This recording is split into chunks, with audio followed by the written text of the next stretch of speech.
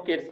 So overall, when we read novel, we find his childhood trauma, then we find his suffering, caste suffering. Then his father always motivates him for education. In his father says that if you want to come out of that caste, it's only possible through education.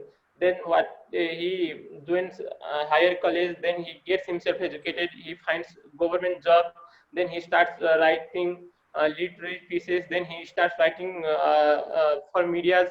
Then gradually this process makes him an intellectual, a kind of genuine intellectual who actually works for the sustainable revolution, not kind of a frenzy revolution. And this is a long lasting revolution, and this kind of revolution or this kind of awareness actually all ethnic minorities need at present context, even in the context of our nation as well. So at the end, when so what happens, I have brought some textual insights from here. He was always humiliated from even from his teachers. When he was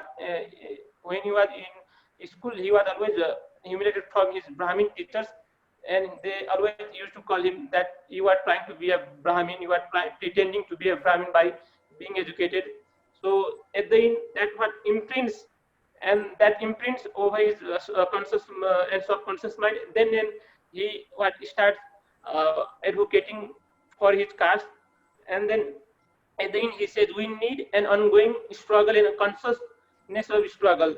At the end, what basically he tries that we need education, and when we are educated, we actually the situation of the situation is now current. The situation is that we need to ask ethnic minorities, let's say other lower classes people. The situation is they have to ask for their rights. But when we will be educated, the situation will automatically transcend, and we don't need to beg from the let's say classes from those who are in power. So thank you, and thank you, Mosami ma'am. This is Sir. Now I would like to call Tej Raj Panta sir, and he will be talking on the contemporary that Rukum incident. Tej sir, be ready for your presentation. Thank you very much, Mosami ma'am. Am I audible, ma'am?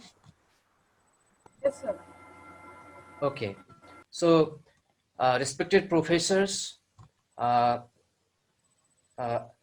distinguished personalities present here, my course instructors, Dr. Kamal Fial and Dr. Taralal Shrestha, media person, and my friends of and scholars of MPhil second semester. Kamal sir, I would like to share the screen. Yes, you are co-host. Yeah.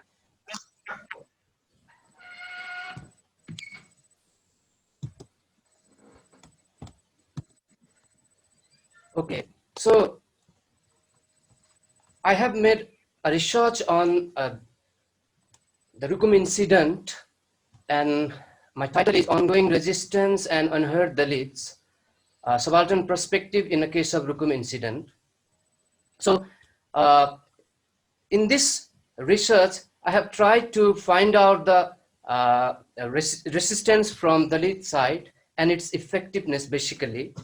And I have divided my presentation into 4 parts. First, I'll begin with the introduction, and next, methodological review, literature review, and knowledge gap. And third one is textual analysis part, and finally conclusion. So the context of my event, the subject matter of my research is known to all. On Jan 10, 2077, the brutal mass murder appeared in Rukum, when Nagaraj Bika tried to marry or tried to fulfill his aim of intercaste marriage with Susma Malla, belonging to Thakuri caste. So now, I have found a problem that even before the incident, Nagaraj Bika fails to marry.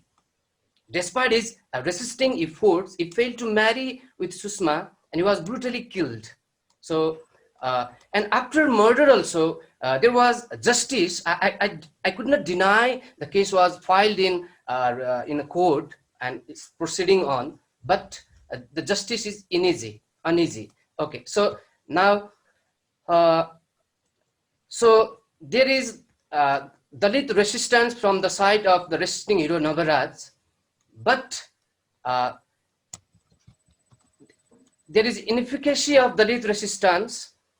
I have found, and I employ the theoretical perspectives of Antonio Gramsci, Ranajit Guha, and Gayatri Chakrabarti Spivak. So I totally depend upon the interview taken with Ahuti, Sanjeev Predi, Daljit Silpi, Pradeep Giri, Nagaraj's mother with Lami Chane for my analysis. And so I basically want to know that, so why the resistance of Dalit community of Jajarkot become mixed and not result oriented, so it is ongoing.